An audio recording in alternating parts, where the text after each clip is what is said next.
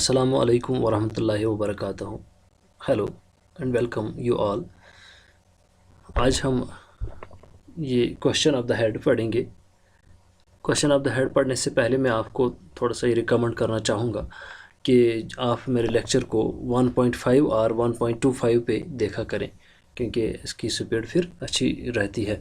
तो यहाँ से हम स्टार्ट करते हैं क्वेश्चन ऑफ द हेड। असल में ये कश्मीरी में है question of the head. Kashmiri में इसका नाम सवाल चुकालुक, यानी कि कौशल पे अगर वनो असली टेक्स्टुक नाव सवाल चुकालुक। तो यह आव ट्रांसलेट करना कम सिंद जरिए नुसरत जान यस वनकन प्रोफेसर ऑफ इंग्लिश कत यूनिवर्सिटी ऑफ कश्मीर, तमी ट्रांसलेट कोर्मुत। यह पढ़न आज पन लेक्चर नंबर 3 ये लेक्चर नंबर 3 है जो हम आज पढ़ेंगे the question of the head. तो सवाल चुकालुक क्या है इसमें, इसको देख लेंगे। You won't understand these things, he muttered angrily। तो यहाँ पर बात हो रही है, तो पहले इसे ये बताने से पहले मैं बताऊंगा आपको कि नरेटर होता है और एक थानेदार होता है। नरेटर और थानेदार के दरमियान बात चल रही है। तो अगर आपको फिर से मैं रिकैप्चुलेट कराऊंगा तो यहाँ पर एक नरेटर हमारा जो है थानेदार है, ये एक थाने में बैठे हुए हैं, ये बातें कर रहे हैं क्योंकि उन्होंने एक लाश देखी है। कहाँ देखी है? इसे डिमार्केशन लाइन पे उन्होंने देखी है। डिमार्केशन लाइन में ज़रा यहाँ पे दिखा दूँ। फॉर एग्जांपल ये लाइन है, एक साइड में एक थाना है और दूसरे साइड में दूसरा थाना है। ये वाले क्लेम करते हैं इस लाश का और ये भी क्लेम करते हैं इस लाश का। तो यही डिमार्केशन जो लाइन है, यहाँ पर जो ये लाश डेड कॉर्पस उन्होंने पाई है, तो इसी के बारे में बात चल रही है। और यही बातें किसके बता रही है? मटर्ड। कौन? ये दोनों आपस में बात कर रहे हैं। तो you won't understand these things he muttered angrily. तो यहाँ गुस्से से जो थानेदार है वो किससे, ये जो नरेटर है उसे बोलते हैं, यार आप ये अंडरस्टैंड नहीं करेंगे ये चीज़ें। असल में ये सियासी चीज़ें जो होती है या थाने में जो चीज़ें होती है, तो डिपार्टमेंटल चीज़ें जो होती है, ये आप नहीं समझोगे। These are legal issues very sensitive. ये लीगल इशूज़ है और बड़े सेंसिटिव हैं, इनको आप नहीं समझ पाएंगे। किसे ये बता रहा है? ये नरेटर को कहता है।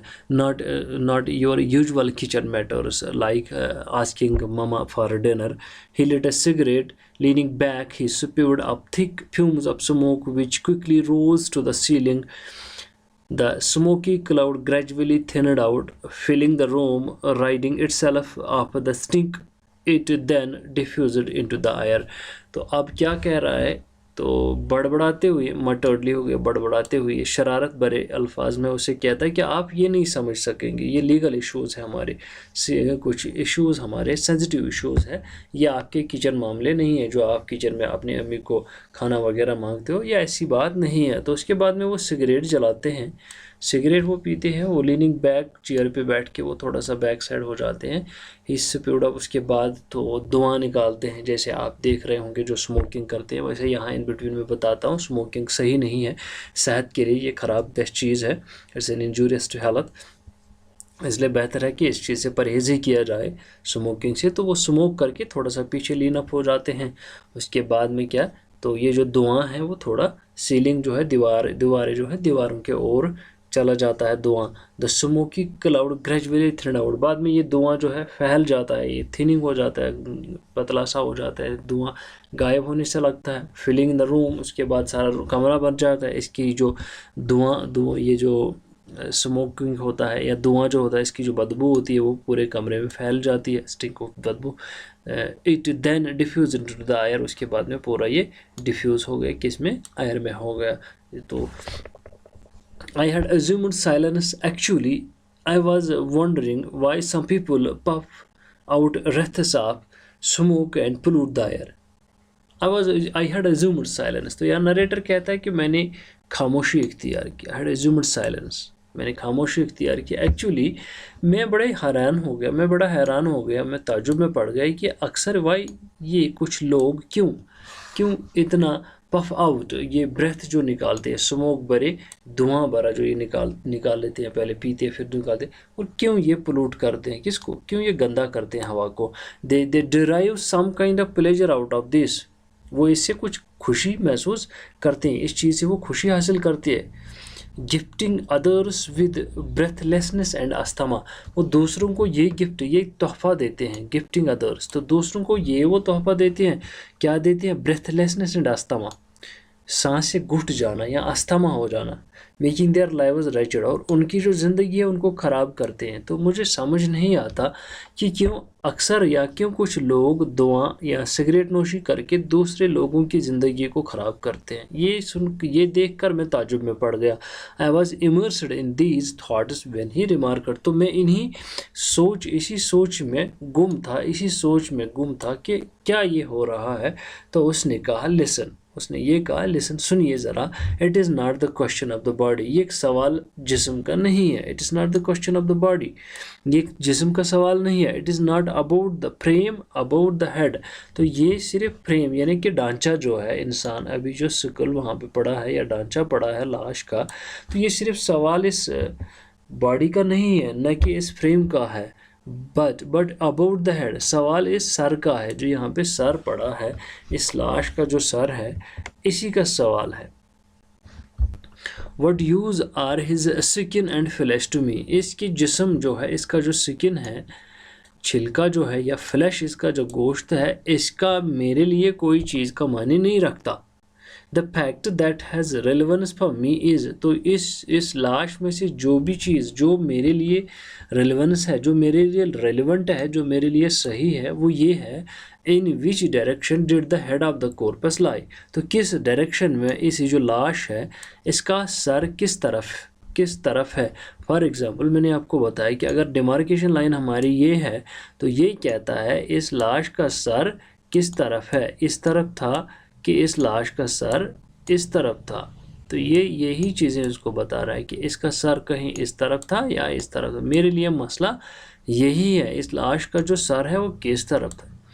ही repeated emphatically that is the real issue, तो वो ज़ोर से मुझे यही कह रहा है, शरारत से मुझे यही कह रहा है कि असली इशू तो यही है, इस लाश का जो सर है ना वो किस तरफ है। I thought to myself how true without the skull and the brains a human being is worthless, तो मैं सोच रहा था, I thought to myself, खुद से मैंने सोचा कितना सच है ये कि एक खोपड़ी और दिमाग के बगैर एक इंसान की अहमियत ही क्या है, वो वर्थलेस है। फिर all flurry issues from the head. Collecting myself, I broke the silence and for no special reason asked, you really didn't know in which direction the head lay. ये क्या कहता है, without the skull and the brain human being is a worthless. ढांचा जो sir का है, खोपड़ी जिसे कहते हैं, और दिमाग के बगैर इंसान का तो कोई अहमियत नहीं है। तो यही इश्यूज़ जो है ये मेरे सब खराफात जो है, फ्लरी इश्यूज़, ये सारे खराफात हैं वो तो दिमाग से सर से ही आते हैं। और कलेक्टिंग माई सेल्फ मीन्स कि मैं बैठा था और मैं सोच रहा था, यही चीज़ें मैं सोच रहा था। उसके बाद में इस तरीके से मैंने इसे पूछना चाहा, तो मेरी जो साइलेंस थी वो मैंने ब्रेकअप कर दी, मैंने ब्रोक कर दिया, तोड़ डाली साइलेंस। उसके बाद उसको कहा कि क्या कहा, ask for no special reason asked, इस चीज़ के लिए क्या आप नहीं जानते, you did not really know in which direction the head lay, क्या आप नहीं जानते किस तरफ इस लाश का सर था। तो ये कह रहा है थानेदार को कि किस तरफ इसका लाश था, क्या आप ये नहीं जानते। आई नो एवरीथिंग, कहता है कि मैं सब जानता हूँ। He said with clenched teeth, clenched teeth को जैसे दांत दबाते हैं, जैसे उंगलियां चबाते हैं या दांत दबाती है बड़ा ज़ोर से, तो ये कहता है आई नो एवरीथिंग, मैं सब जानता हूँ।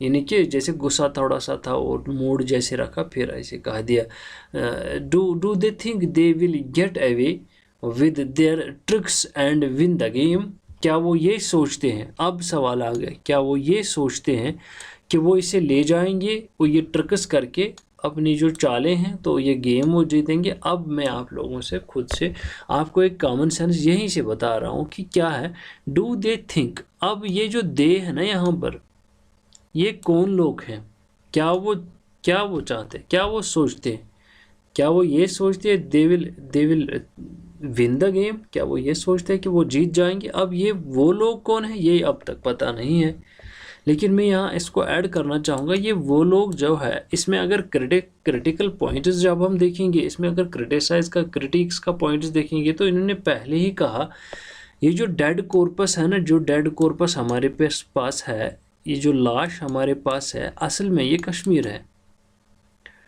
असल में अगर ये कश्मीर है तो इसने कहा कि डिमार्केशन लाइन जो है एक साइड में एक थाना है और दूसरे साइड में दूसरा थाना है, तो इसका मतलब है एक साइड में इंडिया है और दूसरे साइड में पाकिस्तान है। अब ये कहता है अभी हमें पता नहीं है डू दे थिंक। अब ये जो डू दे हैं ये किस तरफ वाले लोग हैं, ये इंडिया साइड वाले लोग हैं कि पाकिस्तान साइड वाले लोग हैं। अब किसको कह रहा है, फिलहाल थानेदार जो है, थानेदार और नरेटर बैठे हैं और वो कहता है इसको क्या वो सोच रहे, मान के चलते हैं अगर इस वाले पोर्शन में बैठे हैं तो ये इसको कहता है क्या ये लोग समझते हैं कि वो ट्रिक्स करके हमारे इस गेम को जीत जाएंगे। I am an old hand of this not some novice. तो मैं इस चीज़ को पहले से ही जानता हूँ, न कि आज नया हूँ। ये चीज़ें तो मेरे जहन में पहले से ही है, ये नया कुछ मेरे लिए नहीं है। ओल्ड हैंड ऑफ दिस यानी कि इसका मतलब मुझे पहले से ही सब चीज़ें जहन नशीन हैं, न कि मैं नया हूँ।